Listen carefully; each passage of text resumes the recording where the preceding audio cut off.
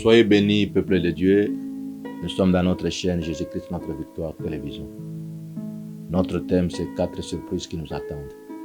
Selon Matthieu 19, le verset 30, beaucoup qui sont aujourd'hui les premiers seront les derniers, et beaucoup qui sont les derniers seront les premiers. C'est pour cela, étant donné que c'est un élément que le Seigneur est en train de nous donner, faire comme réflexion sur le temps de la fin, parce que Jésus-Christ, notre Seigneur, notre Sauveur, revient bientôt. C'est pour cela, nous préparons le peuple de Dieu à la rencontre de l'époux. Première surprise qui nous attendent. Qui seront surpris? Ce sont les prétendants. Les prétendants seront surpris. Selon la parole de Dieu, dans Matthieu 7, le verset 21 jusqu'au verset 23, le Seigneur Jésus-Christ nous dit plusieurs à ce jour-là, nous diront, Seigneur, Seigneur, n'avons-nous pas fait ceci? N'avons-nous pas prophétisé? N'avons-nous pas fait de miracles? N'avons-nous pas fait cela? C'est sûr. Jésus-Christ, notre Seigneur, notre Sauveur, je ne serai jamais connu. C'est vous qui commettez des iniquités. Combien des enfants de Dieu par jour peuvent répéter les noms de notre Seigneur et notre Sauveur même 1000 fois? À chaque minute, à chaque seconde. C'est ce que Jésus-Christ, les prétendants, qui se disent enfants de Dieu, qui se disent serviteurs de Dieu, qui se disent oints de Dieu. Par moments, on s'appelle les bishops. Il y a des archibishops, il y a des archevêques, il y a des apôtres, il y a des big prophètes, le visionneur, le représentant légal, le révérend pasteur, c'est pas mal. C'est bien, ce sont des titres que nous avons acquis, des titres honorifiques en théologie. Mais le Seigneur nous dit, en ce jour-là, nous serons surpris. Parce que plusieurs me diront, et parmi ces plusieurs, nous qui se disons le premier occupant de la vie, premier occupant, premier qui seront surpris, c'est les prétendants. Tu prétends, je suis pasteur, je suis curé, je suis responsable de telle paroisse, je suis dans telle autre communauté. C'est pas mal mon frère, c'est pas mal ma soeur, mais il y a une surprise qui nous attend. 4 grandes surprises qui attendent le peuple de Dieu. Le premier, c'est le prétendant. Nous qui se prétendons nuit et jour, que nous sommes de Dieu, que nous avons fait ceci, nous avons rempli de stades, nous avons fait de foule, c'est pas mal. La Bible nous dit dans 2 Thessaloniciens chapitre 2, verset 9 jusqu'au verset 12. La Bible déclare par la puissance de l'Esprit se feront des grandes prodiges, mensongeurs, parce qu'ils n'ont pas crié à la vérité, le Seigneur leur envoie une puissance également, afin qu'ils croient au mensonge. L'Esprit a déjà commencé à agir. C'est pour cela qu'il faut avoir l'esprit de discernement, pour éprouver si vous êtes où. Vous qui avez rempli le stade, vous qui avez fait autant de miracles, c'est pas mal. Mais la Bible nous dit, en ce jour-là, selon Matthieu 7, si nous prenons la version top, ces écrits sont écrits en rouge dans leur version top.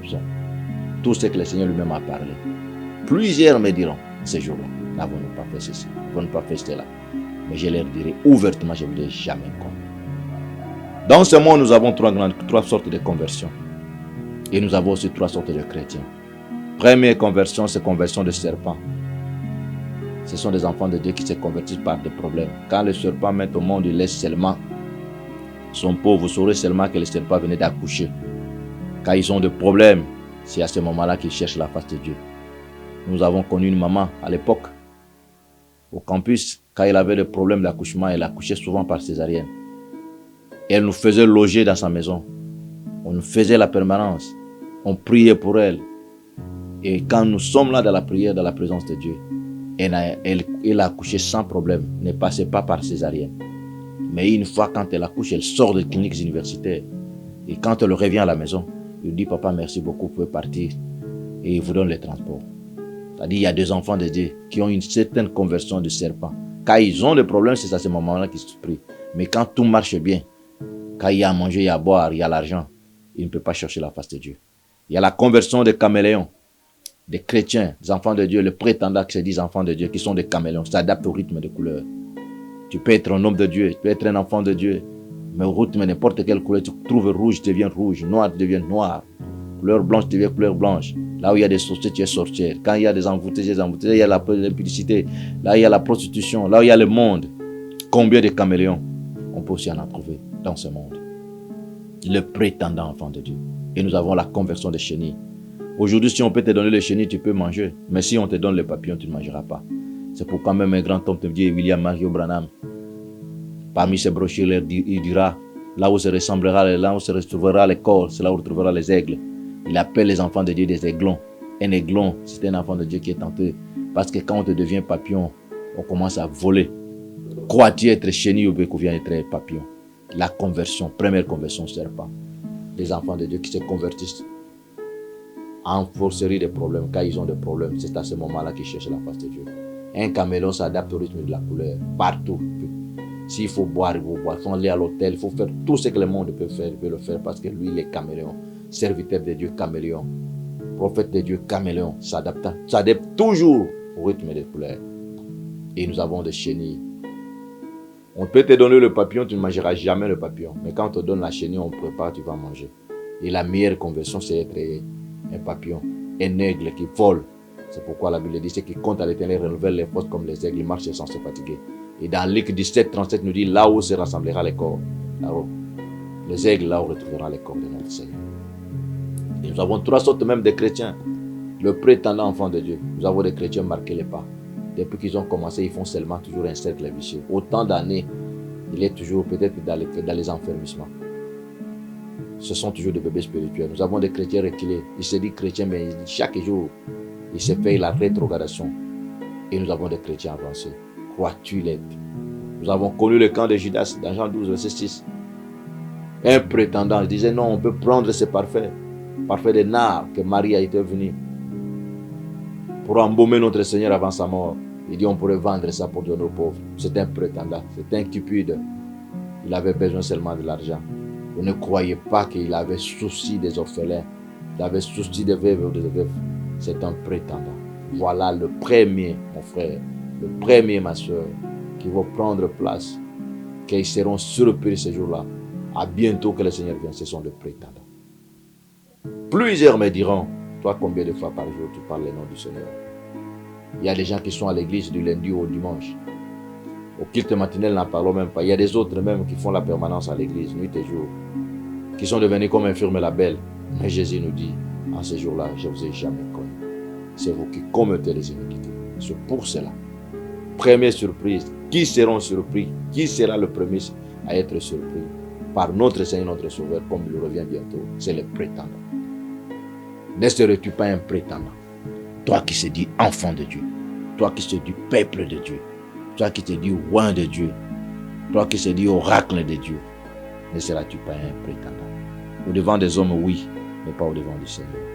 Crois-tu avoir une conversion réelle ou la fausse conversion? Ne serais pas tu un serpent? Ne serais-tu pas un caméléon? Ne serais-tu pas une chenille ou un papillon? Tu es marqué les pas, tu es reculé ou bien tu es avancé. Mais le Seigneur, notre Sauveur, notre Seigneur, t'appelle à une petite réflexion. Réfléchis, toi qui m'écoutes, le prétendant, qui se disent que nous sommes de Dieu. Mais tu sais ce que tu fais derrière. Toi qui es encore dans la coutume, dans la tradition. Tu es encore dans le monde. Tu es qui fais encore tout ce qui est de ce monde. Le Seigneur, Jésus-Christ vous appelle à une seule chose. Mon frère, ma soeur, si tu es encore prétendant, tu dois prendre la décision. Prends la décision de quitter parce qu'il revient bientôt. Que la grâce de notre Seigneur, que le Seigneur vous ouvre les yeux spirituels, que le Seigneur vous ouvre les oreilles spirituelles à saisir la pensée de Dieu. Il y a 4 surprises qui nous attendent. Beaucoup qui sont les premiers seront les derniers. Beaucoup qui sont les derniers seront les premiers. C'est un grand élément de la fin de ce monde. Le premier, c'est le prétendant. Ne serais-tu pas parmi ceux que le Seigneur dira ce jour-là? N'avons-nous pas? Mais il dit, je ne vous ai jamais connu. C'est vous qui éloignez-vous de moi. C'est vous qui commettez des iniquités. Mais si tu dois t'éloigner du Seigneur, de la vie qui va te recevoir, c'est de l'autre côté.